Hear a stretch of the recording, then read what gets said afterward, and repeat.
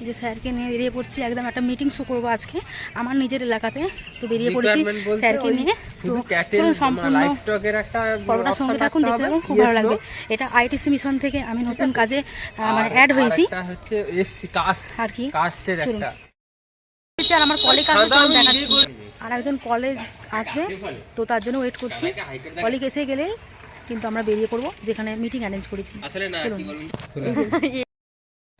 আমরা দুজনে সাঁকরাইলের জিপিগুলিতে যে সংসদ আছে ওখানে ভিবি হিসেবে কাজ করছি।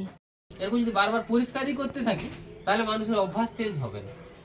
সেই জন্য আমাদের মতো এনজিও, অনেক এনজিও আছে, ক্লাব আছে, তাদেরকে একটু দায়িত্ব দিচ্ছে যাতে বাড়িতে বাড়িতে গিয়ে মানুষকে পাড়ায় পাড়ায় মিটিং করে মানুষকে বুঝিয়ে কিভাবে এই আবর্জনাটাকে ম্যানেজ করা যায় শিখিয়ে দাও, বুঝতে পেরেছো, যাতে নিজেরা সুস্থ থাকতে পারে।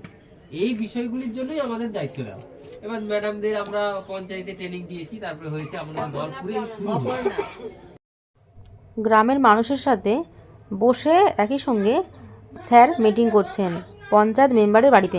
ধরা না, এখানে কারা কারা উনুনে রান্না করেন? সবাই করে। প্লাস্টিক পোড়ান না তো, ওরা ভিটামিন B17 বলে একটা ভিটামিনের অভাব হয়। এবার ওই ভিটামিনটা কোথা থেকে আসে, কি খাবার খেলে আসে? এখনকার দিনে যে আমাদের যে লাইফ, আমাদের আইটিসির মিটিং হচ্ছে, মূলত স্যার যে টপিক নিয়ে আলোচনা করছে সেটা হলো পরিবেশ দূষণ ও তার প্রতিকার। আপনারা অবশ্যই বুঝতে পেরেছেন আশা করি।